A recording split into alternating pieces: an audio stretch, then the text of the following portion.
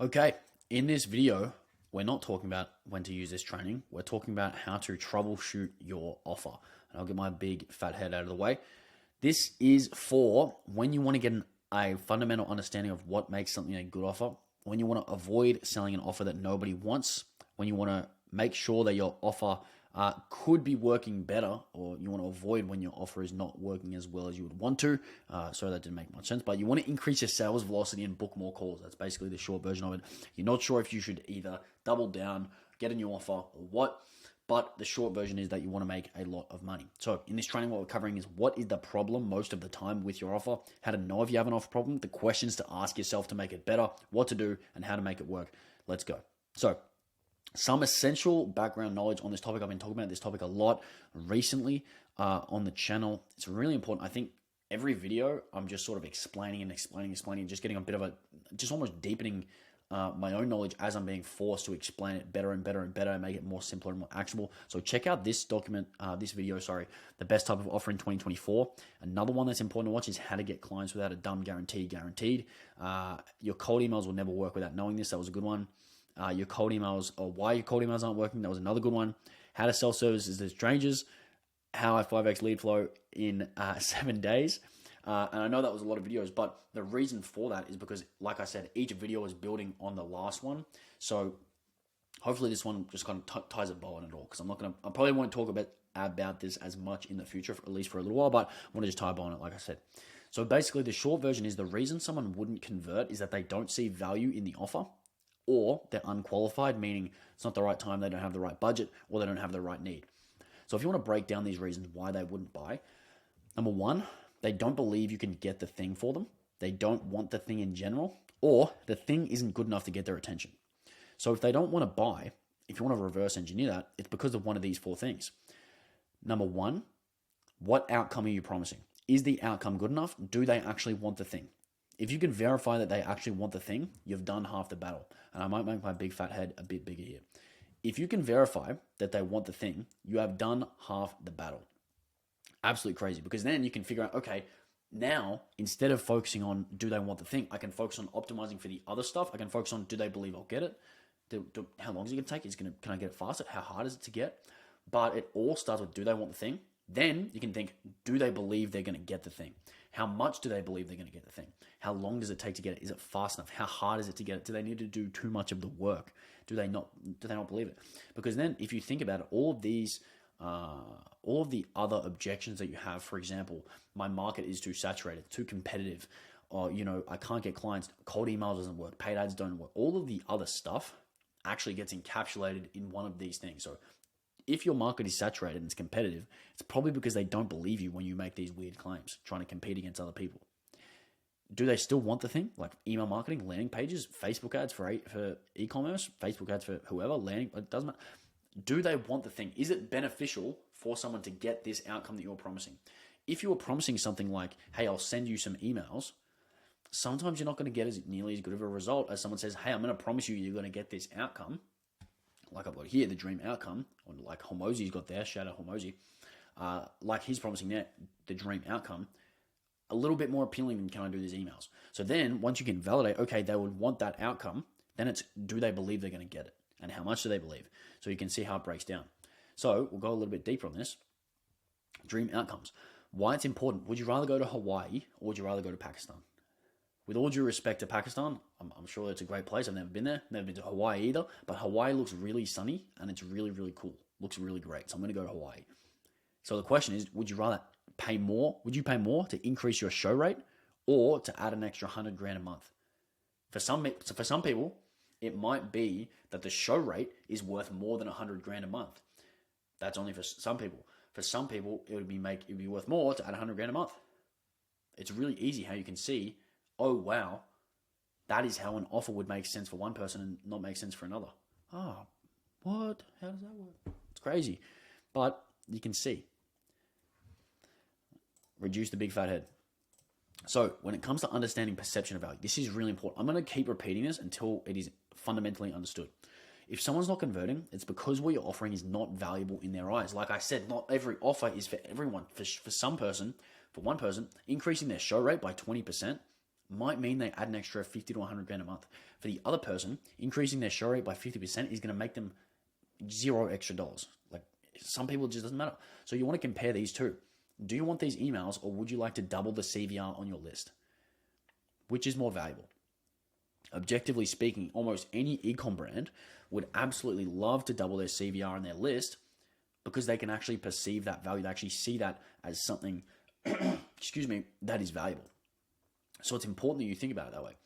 So if they know, like, and trust you, you might be able to sell. Do you want these emails? Because they already see those emails as something valuable. But the problem is that you won't be able to sell that specific offer to that many people because only a small number of people are that level of aware and they're that level of need. I think something interesting to note here is that I'm pretty sure that most people don't try and, it's not really a common thing that someone say, hey, do you want these emails rather than selling some type of outcome? A lot of the time, it's just that you're trying to sell the wrong outcome. So if you try and sell something massive, like if you're trying to say, hey, I'll make you an extra 200 grand off your email list, or even again, some people say some people say an extra 30 grand a month, and it's just a really strong brand, a really great brand does not really care about that, and that doesn't really perk them up. Like they're not really, it's not in their brain that they're like, yeah, I want to make an extra 200 grand off my email list. You have to think about what is a problem, and this is why I say it's better to reverse engineer the benefit as what's a problem I can solve, because all of a sudden when you start thinking about what's a problem that I can solve, you start thinking about things that the customer is more aware of. So like I said, they're not really thinking, how can I get an extra 200 grand a month off my email list? It's more likely that they're thinking, how can I increase my list engagement? How can I turn one-time customers into multi-time customers? How can I increase my LTV? How can I reduce my CPA with a better landing page? How can I make a split test that's going to make my ads more profitable? How can I, all these things that are much more specific, that are based from a problem. And the reason it works is because they're much more aware of them, and you can get them from their current state to a better future state. The problem with offering these massive revenue guarantees, it's not even a problem. They still do work. I just personally don't like doing that, to be honest. I'm just a little bit of cope that I would prefer to go this route, and I don't really want to go and offer the crazy guarantees. But yeah, like I said, so the reason it works is because it appeals to their direct current state. And when you get closer to someone's current state in how you are trying to reach out to them, it's a little bit better. And when I say better, I mean it resonates with them more. And I obviously said it resonates with them more, but it pierces through such that they trust you more. And they think this is someone that is a bird of a feather. It's, what's an example? It's kind of like when you look at a bird in the Amazonian jungle, and they look across and they say, oh, bluebird. I'm a bluebird. Hey, we're together. Let's go fly. Versus if you see a chameleon, for example, on a tree, if they see someone that's not friendly, they'll blend into the tree. So no, go away. Not respond to the email. Not respond to that. So you need to keep that in mind. You need to blend in. So an example that I've used quite a few times now is that if you're trying to sell the concept of eating a vegetable to a 5-year-old, you're not going to say, hey, 5-year-old, these vegetables are really great for your longevity. Mitochondrial function is going to go crazy. Your brain health is going to be insane. This is awesome. Because that has zero value to the 5-year-old. You're going to say, hey, Batman loves these vegetables. Do you want to be Batman? Excuse me. So when the buyer is not aware of the value, and it's not even just not aware, but when they're not painfully aware of the value you are delivering, you have to communicate in a way that will allow them to perceive why it is valuable. And this is the whole problem, is just figuring out that. Excuse me. So what you want to do is you want to consider this a fundamental truth. You have to deliver a dream outcome. Very, very important that you do that. So you want to think, what would my ideal customer absolutely love? I bet you can come up with something. It's not crazy hard. You can come up with something insane if you want. I'll do X for free or at cost, or I'll give you 1K. And something that some people ask me when I say something like that will work for them. They say, oh, isn't that low status? Isn't that low authority? Well, yeah, it is. If you have to go to this level, of course you're low status. Of course you're low authority. You only do that if you've got no case studies, you've got no proof. The only reason I say this is because this is the absolute one end of the spectrum where you don't really have that much status. You don't really have that much proof. You just need to get clients. And then the thing is, if you do have the status, if you do have the case studies, if you do have the proof, and then you go all the way to the nth degree and say, hey, I'll do this for free or at cost, or I'll give you 1K, or I'll give you this insane offer, that is when you completely blow the market apart. So, for example, someone like Alex Hormozy, he sold his book for 99 cents. People don't really look at that and think, oh, the value of the book is diminished because the book's still really good. It's the same way that you don't look at Mark Zuckerberg and think, oh, he's probably poor just because he's wearing a plain white t-shirt and jeans. It's like, yeah, if the thing's not that good, you have to dress it up in pigtails. But if the thing's just inherently very, very good, you don't have to do that much. So, for example, we had a client book over 100 plus sales calls in a month with a very, very insane offer. Like insane offer, like almost at the, not quite at this level of how good it was. It was something like a free trial. But he'd spent a lot on ads. He had a really great track record in agency. And what happened was he just started immediately, like overnight, immediately 5 to 10 clients a month from that campaign. Immediately. So it's like, yeah, excuse me, I've got a bit of a cough. So it's like immediately you have this problem where you just need to be good so you can almost allow yourself to do that sort of thing without looking low status. Oh, wow, just had a coughing fit. I need to get that under control. But basically, you get the point. Okay, I'm back. Just had another coughing fit. But anyway, how valuable your offer is basically determines the sales velocity. So if you are that person that has that massive track record and then you still deliver something that's crazy valuable, that just means you're going to get a crazy amount of sales and you're going to have to eventually increase friction because you're going to want those more qualified leads, or you can obviously monetize them with something more lower, not more lower ticket, just lower ticket. So the more outside the value you provide, the more people will buy. If you have that track record, the stuff that you offer will be more valuable inherently. As we all know, social proof really makes it the perceived likelihood of outcome go through the roof. More money, basically. More referrals, more money, yada, yada, yada. So you have the offer continuum, which I've talked about in previous videos, where basically offers will become higher value for you or higher value for the client. When you start out, you have to be more higher value for the client because you have to absorb all the risk. As you get more proof, you can slide up and down that scale to provide something that's higher value for you, i.e. consulting, course, whatever it may be. Easier for you to fulfill, harder for you to sell, but because you have the track record, you can do it. You can get away with it. However, problem in most cases is perceived likelihood of achievement. So what does that mean? It means that you are offering something that they want, so you can come up with something they want, but they don't believe you. The reason that it's important is because a homeless person can come up to me and say, hey, Leo, I'm going to make your YouTube channel the absolute best YouTube channel on earth. I'm going to make it the best. I'm going to make your videos so good and valuable, and your viewers are going to absolutely love you because of how much great value you provide. And I'm going to think, damn, Mr. Homeless Man, I wish you could do that. But I just don't believe you. You just came up to me off the street. Do you have proof? What's the situation here? And as you can imagine, I wouldn't be out of line for saying that. It's like, brother, have you ever done this before? And that is why it's important. You can absolutely have the best customer that wants your absolutely great thing, but if they don't believe you, there is no value in it. So anyone can make up a number and they can just guarantee it. So you can say, hey, I'm going to make you X or you don't pay. I'm going to do this or you don't pay. But the statement actually means nothing. If anything, they actually trust you less for saying something like that, and it holds no value. So when you look at the perceived likelihood of achievement, and this is going to get a little bit mathematic here. So the 10 times 10 for the perceived likelihood of achievement, 1 times 1 down the bottom, that means 100 units of value. Then if they don't believe you, they don't like you, they don't trust you, 10 times 0 on the top bar because they don't trust you, they don't believe you, means your value units are going to go to 0 because they don't believe you. Then if they don't like you, and it's going to be a pain in the ass to work with you, and it's a 10 out of 10 effort and sacrifice, your value's going even less than 0 and it's not good. Reality is here that trust is at an all-time low.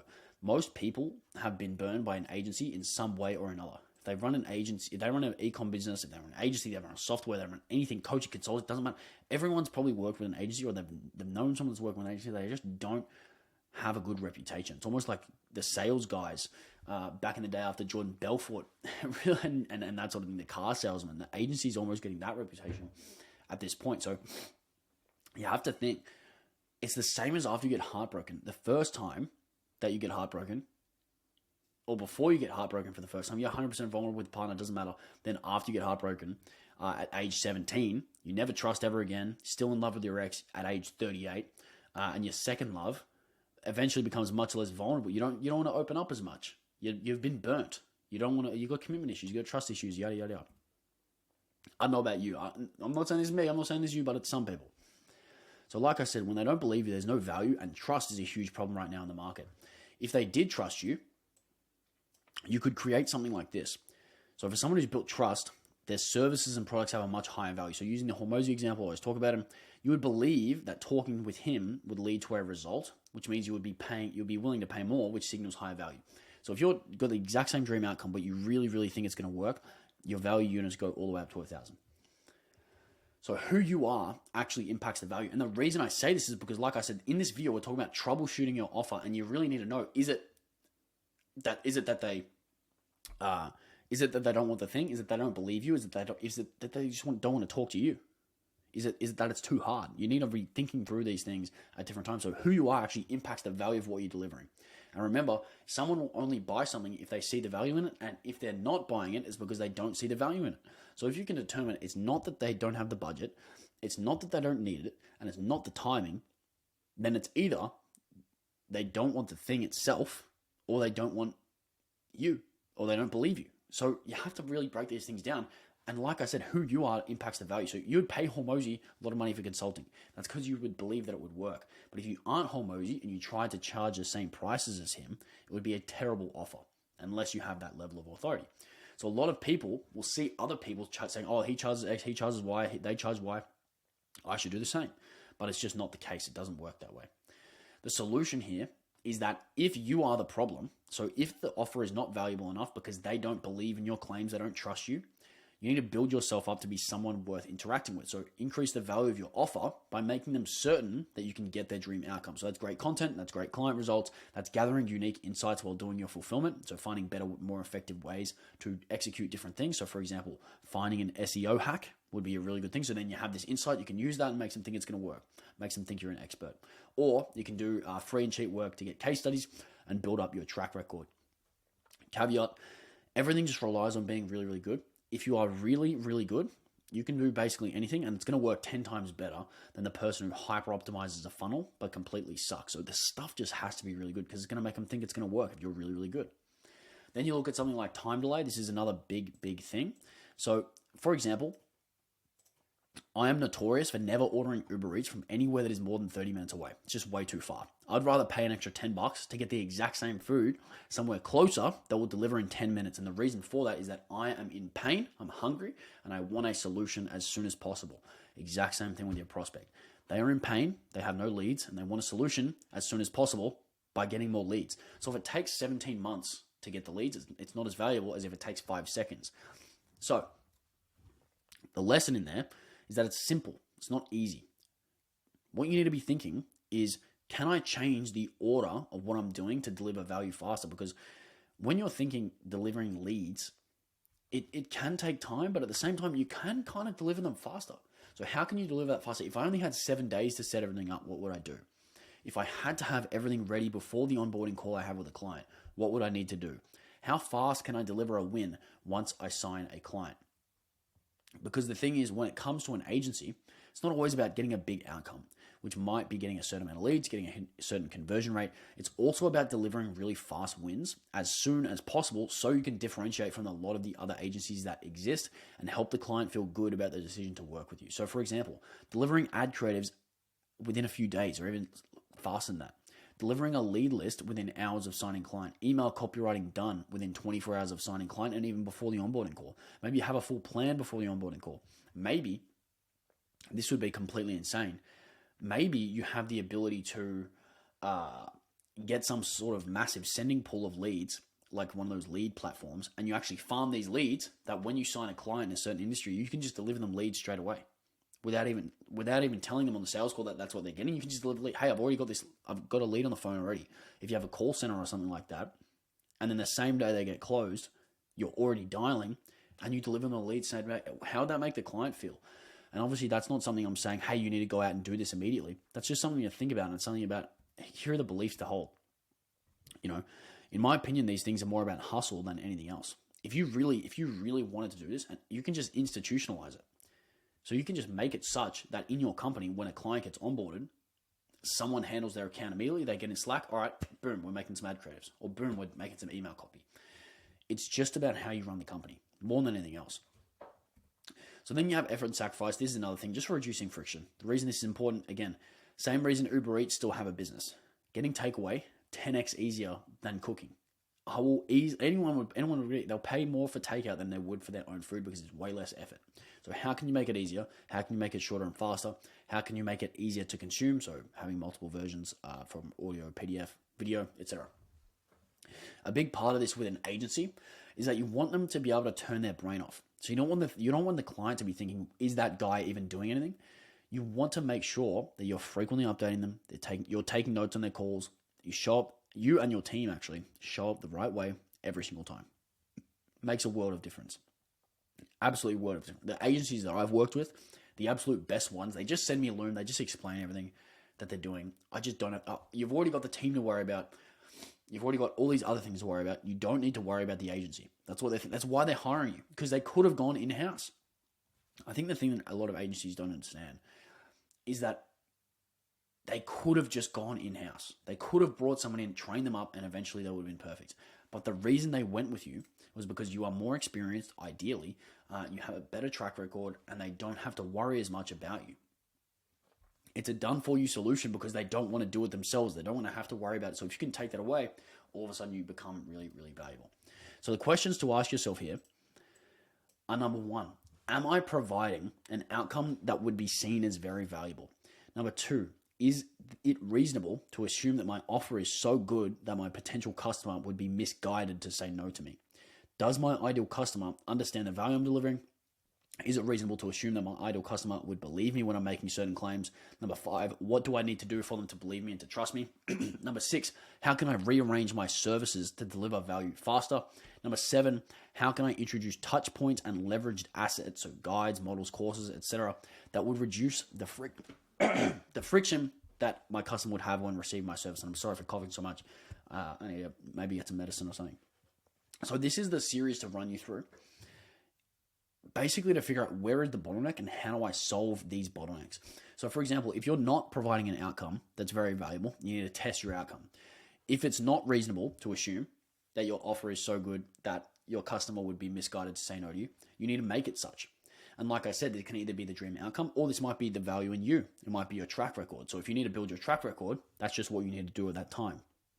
It's really important to know if you need to build you just need to build your track record. It's not, everyone needs to do that.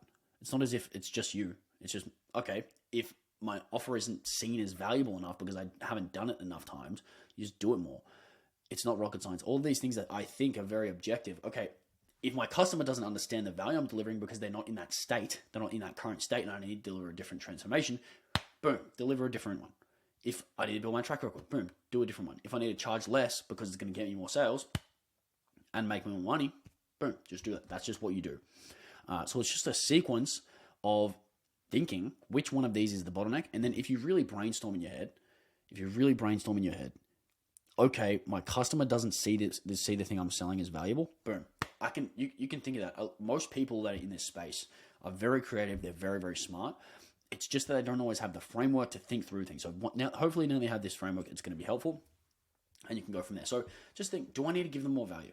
Do I need to bite the bullet and take some of the risk myself and think, hey, I'm going to deliver something that's really high value for the client and get a lot of flow and get a lot of leads. And then once you have a lot of leads, you can reduce the amount of friction or you increase the amount of friction and take on less.